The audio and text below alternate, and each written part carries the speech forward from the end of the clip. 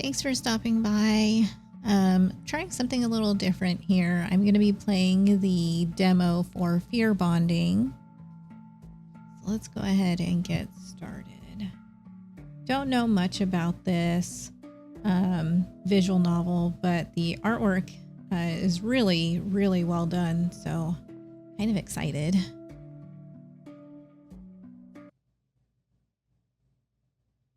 I'm hungry. I'm so hungry. Hinata's apartment. Grind my teeth as I listlessly stab my spoon into a bowl of yogurt, oats, and dried fruit. Another day, another meager human dish. My body so badly craves some real food. Take a bite while my eyes wander to the TV in my small apartment. Chuckle escapes my lips as I watch a man scream for his life on the screen. If this was a real murder scene, his fear would be overwhelming my senses. Sweet. Viscous. And potent enough to send me headlong into an electrifying high. Ooh, I like what they did with the font there. That's actually kind of cool. I feel shivers down my spine just imagining it. Oops. I'm already drooling. Not good. I wipe my face with a tissue and sigh. This must be how humans feel when they watch a food commercial. My craving for fear intensifies again. Thankfully, it's time to head to work anyway. Hopefully, we get to transport some terrified patients in the ambulance today. I hum and playfully spin my key ring around my finger as I leave. Doesn't take long before we get a call. Just 20 minutes after my shift began, I'm already heading to the scene with 2 coworkers. The youngest of us 3 is driving while I write down the case info on a paper form. Japan is really the land of forms, isn't it? It would be great if they at least gave us a laptop or tablet to type all the info in. Focus on the case at hand and go over what I know. The man called us because his girlfriend got hurt. Apparently she cut her own throat with a kitchen knife, but because he intervened, it isn't a deep cut. He's still worried and wants us to come, even more so because she also fell on her head during their fight. When asked why she cut herself, he mumbled something about her threatening him, but cut the call short when she started to yell. Strange. She threatened him? Why? What would make her so desperate? Maybe he tried to break up with her and she lost it? How did she fall on her head though? What if it was him who... Nah, no use in guessing what happened. I grin as I imagine the fear at least one of them must be feeling. I can't wait to meet them. He goes, knock, knock. I need something to knock on. There we go. Excuse me, we're with the ambulance. You called? Mr. Arima? Kosuke Arima? Oh my God, thank you for coming. Please come in. He's quite restless. Fear is also there, but this is... My demonic eyes, I see fear taking shape around him. His case, it's about an average size. The Viscous. ink-like liquid is turning into multiple arms reaching outward with a static noise-like pattern on them. Isn't this fear of abandonment? I suppress the urge to lick my lips. Yeah, because that's not just a little weird. Huh! This guy is mainly worried about himself. Put on a neutral expression and follow the man into the apartment. His girlfriend is sitting on the couch, holding a towel to her neck. How wonderful. An intense fear has taken hold of her. It's like a cocoon enveloping her. It's slowly turning around her, moving like black glue and splitting into multiple arms that hug her form. She feels suffocated, with nowhere to run. I bite my tongue lest I smile like a maniac at the sweet scent her fear is spreading. I subtly open my hand towards her and begin to suck the fear into my fingers. It tingles as it wanders through my veins into my beating heart. Ah, how sweet. Soon as I have enough to fill my stomach, I stop. If I gave in right now, I'd be on a high and unable to do my job. I notice that Mr. Arima has stepped closer, bringing my senses back. She's still a bit out of it. You mentioned she hit her head? Yeah, she fell when I tried to take the knife away. Can you confirm that, madam? She slowly nods, but her eyes remain unfocused. My coworkers open up the folding wheelchair. She can still move, so the wheelchair is a better option than the stretcher. Keep applying pressure on the wound, Miss Shidaishi. We will help you to the ambulance. Can I come with you? Yes. Miss Shidaishi grabs my hand. Is there something you want to say, madam? She slowly shakes her head. I guess I'll keep seeing you afraid then, my honeycomb. I check her wound to make sure it's clean and not too deep. Then we guide her into the wheelchair. Mr. Arima, could you please bring some of her belongings with you to the ambulance?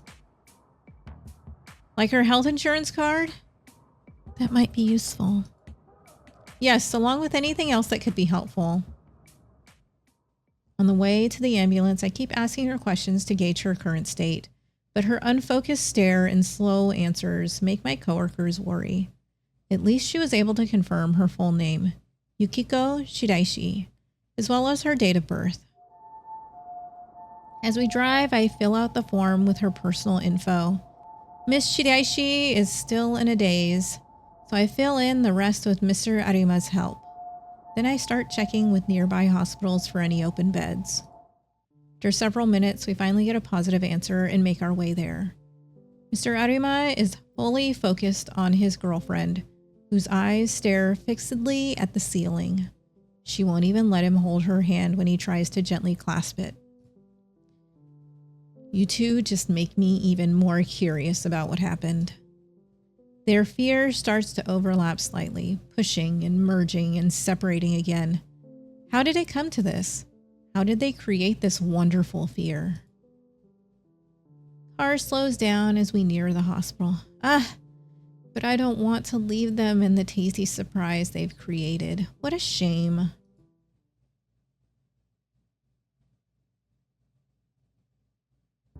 After a long day at work, I'm back home. For the rest of the day, and even now, I still think about that couple. Damn, I want to eat their fear again. It's been a long while since I've eaten something so delicious. There was so much fear that I could even feel my stomach for once. I was around them more, especially the man. Could I get to eat more often? I can't help but grin as I imagine feasting on the fear he causes. He transferred his girlfriend to the hospital without trouble. I imagine that she'll be staying there for now. Should I visit her?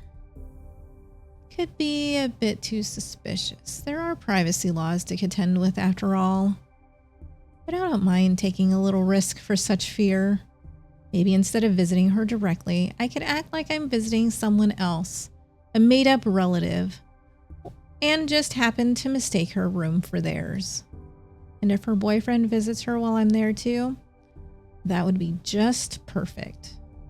I survey my apartment to distract myself from my temptations and catch sight of my e-guitar. I should get to practicing for the upcoming jazz festival. Wait, we call them e-guitars? What? Okay, It's okay.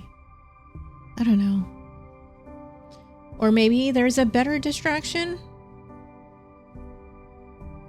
Oh, we get a choice. Let's go to the laundry basket and explore. I should do some laundry, actually. Into the washing machine with you. Oh, that reminds me I have laundry to do. Poop. Okay. That's for tomorrow. Find a note when I check the pockets. Isn't this from the guy I slept with once? Hope he's not still waiting. Thought I made it clear I wasn't looking for anything serious at the time. Ooh, we've got manga. Okay, me too. Let me see. An old classic from the horror mangaka Junichiro Ito called Tomomi. Read his works from time to time. Wonder if there are any... I wonder if there are still things that truly frighten him after drawing horror manga for so long. Guess we might as well play our guitar. Let's go. Time to practice. As I play, I zone out, only focusing again whenever I notice a mistake I have to correct. I like the feeling of drowning out the world as I focus on the music. Being on stage isn't a bad feeling either. I like looking down on people as they look up at me in adoration. And it's just the right distance. They can't ask for more than me playing well for them. Shallow relationships are easier to handle. I've had my fair share of mishaps from misreading the mood in a social group. All because I was too caught up in someone's fear. Standing out as a strange makes it hard to get close to those who are scared. Exactly the opposite of what I want. Ugh, who could it be?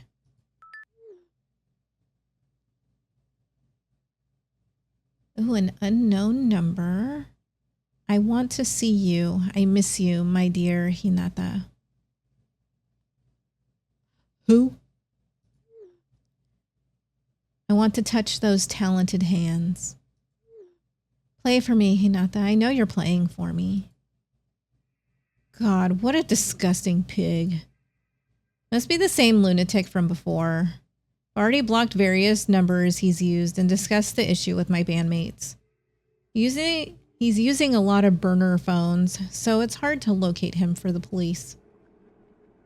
Started to get these messages right after one of our performances, and they mention my hands and guitar a lot, so I suspect it's an unhinged fan. Hope someone takes care of this trash one day. Man, now I don't want to practice anymore. Put away the guitar, turn off my phone, and set a separate alarm clock for me to wake up tomorrow. Yeah, I guess creepers really do just ruin the mood, huh? Oh, we're at the hospital now. I really ended up here on my day off. I can hardly believe myself. But the fear tasted so good. I even went as far as posing as her friend to ask for her room number at the hospital counter. Ah, fuck it. I'm here already, so let's try to meet them. As I get closer to the room, I slow my pace. Now, what should I say exactly once I'm in the room with her?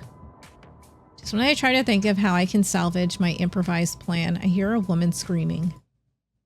Just leave me alone! Then I hear a familiar voice replaying. Babe, please, hear me out at least. That's Kosuke Arima. He must be talking to Miss Shiraishi. I push the sliding door slightly ajar so I can listen to their conversation better. Psst, we're eavesdropping. No, my mind hasn't changed. Let's break up. My eyes widen as they fall silent. So when we visited them, she didn't threaten him because he wanted to break up. Instead, perhaps he wouldn't accept her wish to break up. I beg you, please, don't do this to me. I can hear him whimpering. I can't do this to you? What about what you did to me? All these weird presents of yours. Do you know how suffocating it is to be your partner? Get out. or I'll call the hospital staff. But no but. You're insufferable. You always argue from your point of view, your own goddamn needs and insecurities, but you never consider how I feel. Do you even know how long it's been since I've met up with friends or family because of you? But I did so much for you. See, this is what I mean. You don't even get what you're doing. God, I pity your future partner. Now go. I hear footsteps approaching and move away just before Mr. Arima leaves the room, closing the door behind him. He looks embarrassed, angry, and scared. Grab onto him before I can even register my actions. His fear of abandonment looks even more spiky than before. This doesn't taste bad. Turns around to regard me with surprise and puzzlement. But soon both give way to recognition. Oh, the paramedic from before. Could you let go? I really need to go. Wait, come on. Can't just leave someone who went through such a brutal breakup alone. He grinds his teeth and looks away. So you heard everything. Oh, his face changed. Aren't you here because of your job or, I don't know, to visit someone? My visit is already over, and I can see you haven't slept well. Maybe you haven't eaten much since we last met. I did not ask for your medical advice. Then think of it this way. Sometimes it's good to vent to a stranger, a neutral third party. Aren't you just going to get annoyed and leave in the end? He looks like a kicked puppy, but underneath that sweet expression, he has such ability to terrify people. Man, do I want to tame him for myself. Nah, I'm a good listener, and the drinks are on me. He sighs. Maybe it's better to not be alone right now. Gives me a sad smile and nods. Now that I can take a good look at his face, he's actually pretty handsome. Even better. Follows me dutifully as we leave the hospital. What a great first step to acquiring my new hunting dog. Well, we went to an izakaya. We enter an izakaya restaurant. It offers grilled yakitori chicken skewers and other foods that go well with alcohol. It's a bit rowdy, but to me, it's a comfy place. Other regulars are here too, like university students and men in suits who come here right after work or classes. Staff greets us as we enter, and the smoky smell from the grill fills our noses. Waiter leads us to a table in the corner and we take our seats. As I open the menu, I notice Mr. Arima isn't even glancing at it. He's lost in a vague, broken stare. That must be why it was so easy to convince him to follow me. What do you want? Just beer. Drinking on an empty stomach should make him tipsier faster. I hope he's a talkative drunk. I order a bowl of edamame for myself to snack on and beer for us both. As soon as it arrives, Mr. Arima grabs his glass, downs a big gulp of his drink the moment we say cheers. Sighs in relief, looking a little refreshed. That hit the spot. Right? Nothing better than some beer after a hard day. After drinking some more, he finally seems ready to talk. By the way, is it okay if we speak casually with each other? Might make it easier for you to vent. I guess? Well, look at that. He's already a little tipsy. You can call me Hinata. Is it alright if I call you Kosuke? Yeah. Kinda cute how he responds so eagerly and innocently. I chuckle and rest my chin on my hand. So, Kosuke, I'm all ears. Sighs and pouts. Yukiko, she said that she felt suffocated by me. He rubs his eyes and groans. Doesn't that just mean that I'm dedicated? We dated after all. Isn't it normal to want to spend all your time together as a couple? Our jobs already take up so much time. So I nod along as I munch on the edamame. Oh boy, but she was terrified. Not that I'm complaining, of course. Not being able to meet her family and friends because of me. Was it really me? We all get busy with life as adults, so why do you think she blamed you? Maybe I did ask her a few times to prioritize us. And how often did you ask? Aren't you here to listen to my side? Right. Go on then. Am I urging? He lets it all out of his system. Didn't like it when others spent a lot of time with her. Mid-rant, he suddenly mentions how much he hated the 2 times she broke a promise. Then he slips into unfocused ramblings for a while. In short, he'd made her the center of his life and wanted her to do the same for him. While it sounds rough to date him, from this conversation alone, I couldn't have imagined that his behavior would push his ex so far that she would hurt herself. But after seeing their respective fears, it's pretty clear that he's not divulging all the details of his actions. Was her social circle scared of him? How delicious would their fear be? She had asked him to hurt someone for her. Would he have done it? Why are you smiling while I'm in pain here? Oh, you're starting to slur. And you had, what, 5 beers already? Damn, time to go home. No. Why not? Aren't you tired? I just don't want to be alone. His fear of abandonment is a rounder shape than before. Maybe being drunk makes him less tense. But I welcome his fear. Change seats to sit next to him. Huh? Look at me. I'm here with you, aren't I? Right? He looks deep into my eyes. When I inch closer to him, he gets embarrassed and looks away. I chuckle as I playfully wrap my arm around his neck. Getting embarrassed now? How cute.